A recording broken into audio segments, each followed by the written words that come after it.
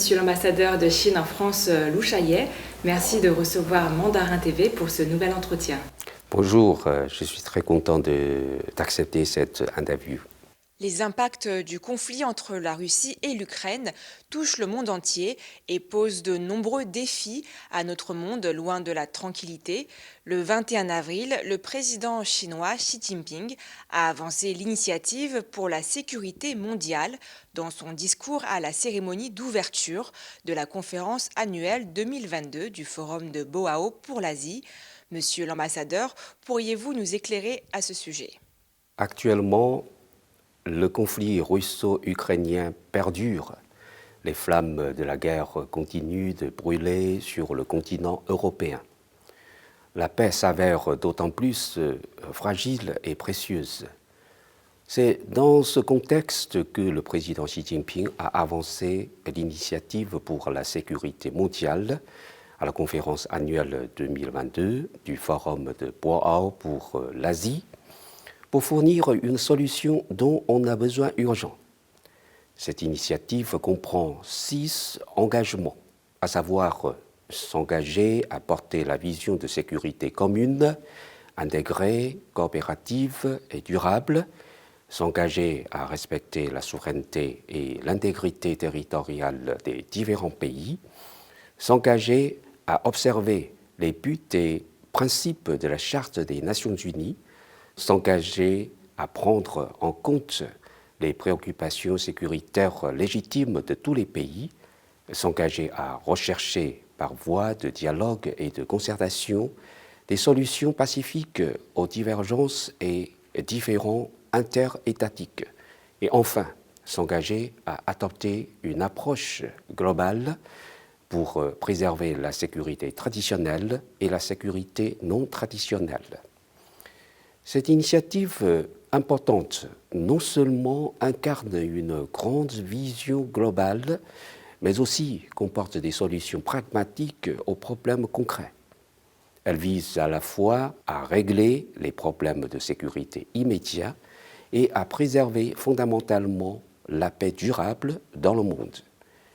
C'est une illustration vivante du concept de communauté d'avenir partagée pour l'humanité dans le domaine de la sécurité qui donne le cap à suivre pour une solution politique de la crise ukrainienne. Quand on regarde les tenants et les aboutissants du conflit russo-ukrainien, on voit bien que ce sont exactement les agissements de longue date de certains pays contre ces 6 engagements qui ont conduit à la crise. La guerre froide est déjà terminée il y a 30 ans, mais la mentalité de la guerre froide ne s'est jamais effacée de l'histoire. Pour consolider leur hégémonie, les États-Unis sont toujours obsédés par la confrontation des blocs et le jeu à somme nulle, et tentent d'assurer leur propre sécurité au prix de l'insécurité des autres. L'OTAN, au mépris continuel des préoccupations sécuritaires légitimes de la Russie, a effectué 5 cycles d'expansion vers l'Est, acculant la Russie au pied du mur. À la veille du conflit russo-ukrainien, les États-Unis n'ont cessé de jeter de l'huile sur le feu pour attiser les tensions entre la Russie et l'Ukraine, provoquant et irritant la Russie par tous les moyens, ce qui a finalement conduit à l'escalade. Après l'éclatement de la crise, les États-Unis défendent la paix au bout des lèvres, mais en réalité continuent d'agir de manière à accentuer les antagonismes et à intensifier la confrontation. Au moment où des progrès importants étaient apparus dans les négociations entre la Russie et l'Ukraine, certains pays ont délibérément monté des incidents et accéléré la livraison d'armes à l'Ukraine en l'espoir d'une cessation des hostilités. Ce qui intéresse vraiment les États-Unis, ce n'est pas la paix, la démocratie ou les droits de l'homme, mais de se servir autant que possible de ce conflit pour satisfaire leurs intérêts géopolitiques et préserver leur hégémonie.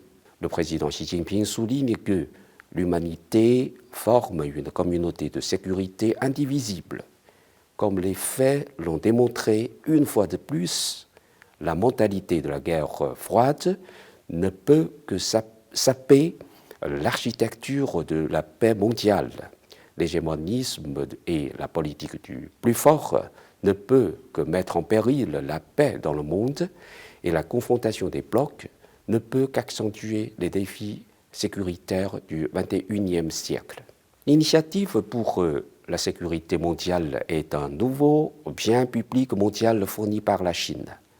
Elle apporte des réponses claires sur le concept essentiel, les lignes fondamentales, les principes majeurs, les objectifs de long terme et l'approche réalisable pour préserver et atteindre la sécurité mondiale et contribue par la sagesse chinoise à la réforme du système de gouvernance de la sécurité mondiale et au dénouement des nœuds gordiens de sécurité auxquels l'humanité est confrontée. Dans son discours, le président Xi Jinping a souligné que les pays du monde sont sur le même navire et partagent heurts et malheurs. Alors comment travailler ensemble pour relever les nombreux défis planétaires ? Pour le bien-être commun de l'humanité, les relations internationales et la gouvernance mondiale ne doivent pas être dictées par une poignée de pays, d'autant plus qui tentent d'aller à rebours de l'histoire en repoussant le monde sur la voie erronée de l'époque de la guerre froide, c'est-à-dire l'intimidation des petits par les grands, l'oppression des faibles par les forts, la confrontation des blocs et le jeu à somme nulle. Il est dans l'intérêt fondamental de tous les pays de promouvoir la démocratisation des relations internationales et de construire un nouveau type de relations internationales caractérisées par le respect mutuel, l'équité, la justice et la coopération gagnant-gagnant. Comme l'a souligné le président Xi Jinping dans son discours, dans le monde aujourd'hui, l'unilatéralisme et l'égoïsme extrêmes ne mèneront nulle part. Le découplage, la rupture d'approvisionnement et la pression maximale ne mèneront nulle part. Monter de petits cercles et provoquer l'antagonisme et la confrontation par le clivage idéologique ne mèneront nulle part. Aujourd'hui, les mutations que traverse notre monde, notre temps et l'histoire s'opèrent de manière sans précédent. Comment l'humanité peut-elle faire face aux défis mondiaux tels que la pandémie inédite depuis un siècle, la crise sécuritaire, le fossé de développement et le déficit de gouvernance? Dans son discours, le président Xi Jinping a insisté sur 4 points essentiels. Premièrement, porter la vision de la gouvernance mondiale basée sur les principes d'ample consultation, de contribution conjointe et de bénéfices partagés. Deuxièmement, promouvoir les valeurs communes de l'humanité, à savoir la paix, le développement, l'équité, la justice, la démocratie et la liberté. Troisièmement, préconiser les échanges et l'inspiration mutuelle entre les civilisations. Et quatrièmement, poursuivre le véritable multilatéralisme. Le président Xi Jinping a particulièrement souligné que les grands pays doivent surtout donner l'exemple dans le respect de l'égalité, de la coopération, de la crédibilité et de l'état de droit pour être à la hauteur de leur grandeur. Avec des efforts inlassables de longue haleine, l'Asie est devenue un nouveau haut lieu de développement dans le monde. Cependant, certains pays hors région interviennent fréquemment dans les affaires régionales et tentent même de provoquer des conflits. À votre avis, monsieur l'ambassadeur, comment les pays asiatiques doivent-ils faire preuve de sagesse pour maintenir la paix, la stabilité et le développement durement acquis de la région? Effectivement, comme vous l'avez dit, pendant des décennies écoulées, l'Asie a maintenu une stabilité globale et une croissance rapide et soutenue, créant un miracle asiatique qui a retenu l'attention du monde entier. En 2021, sur fond de pandémie, l'Asie a su réaliser en premier la reprise économique et est devenue un moteur important de la croissance mondiale. Selon une étude publiée par le Forum de Boao pour l'Asie, en 2021, la part de l'Asie dans l'économie mondiale a augmenté à 47,4% en termes de parité de pouvoir d'achat. Mais ce à quoi il faut être vigilant, c'est que dans le contexte du conflit entre la Russie et l'Ukraine et du retour de la guerre sur le continent européen, une poignée de pays dirigés par les États-Unis ont multiplié leurs sournoises manœuvres en Asie. Ils cherchent à faire des vagues pour saper la dynamique de développement asiatique. Ces dernières années, les États-Unis n'ont pas lésiné sur les moyens pour former des clans exclusifs dans la région Asie-Pacifique, comme le Quad et AUKUS. Essayer de créer une version asiatique de l'OTAN, entraîner les pays régionaux dans la confrontation des blocs et déplacer les conflits, les guerres, les crises vers l'Asie-Pacifique.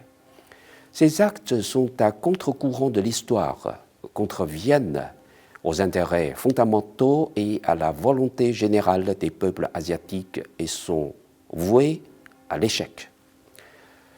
Il faut noter en particulier que récemment, les États-Unis ont fait diverses provocations sur la très sensible question de Taïwan, piétinant la ligne rouge de la Chine.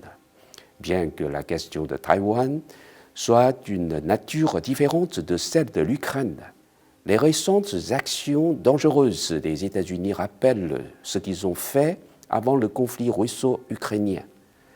Ils sont en train de souffler sur les braises dans la tentative d'allumer une guerre en Asie. Nous tenons une fois de plus à exhorter le gouvernement américain à faire preuve de prudence en parole et en actes sur la question de Taïwan et à traduire dans la réalité les engagements pris par le président Biden, à savoir que les États-Unis ne cherchent pas à faire une nouvelle guerre froide avec la Chine ou à changer le système de la Chine, que la revitalisation de leurs alliances ne vise pas la Chine, qui ne soutiennent pas l'indépendance de Taïwan et qui n'ont pas l'intention d'entrer en conflit avec la Chine. Personne ne doit sous-estimer la ferme détermination, la forte volonté et la grande capacité du peuple chinois à défendre la souveraineté nationale et l'intégrité territoriale de la Chine. Le gouvernement chinois prendra toutes mesures nécessaires pour déjouer les tentatives sécessionnistes visant l'indépendance de Taïwan. C'est non seulement sauvegarder la souveraineté et l'intégrité territoriale de la Chine, mais aussi maintenir la paix et la sécurité dans la région Asie-Pacifique. Car l'indépendance de Taïwan implique la guerre. Comme le président Xi Jinping l'a souligné, quand l'Asie va bien, le monde entier ira mieux. Tous les pays, qu'ils soient grands ou petits, puissants ou faibles, asiatiques ou non, doivent contribuer au succès de l'Asie et non y semer le trouble.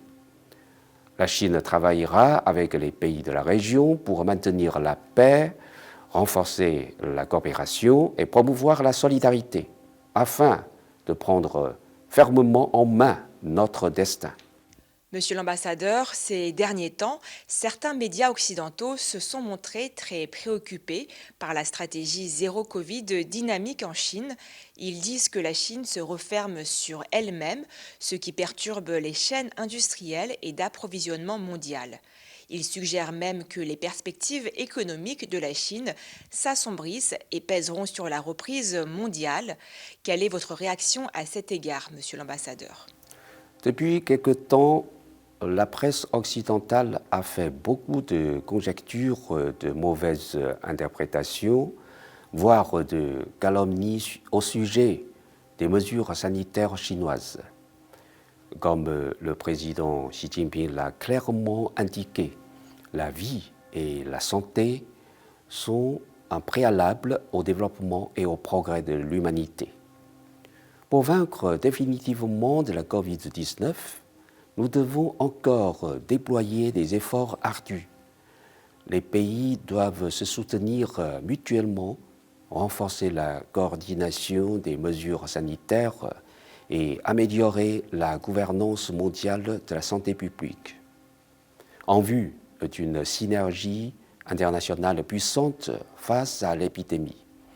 À court terme, la stratégie zéro Covid dynamique de la Chine a effectivement certains impacts sur la production et la logistique.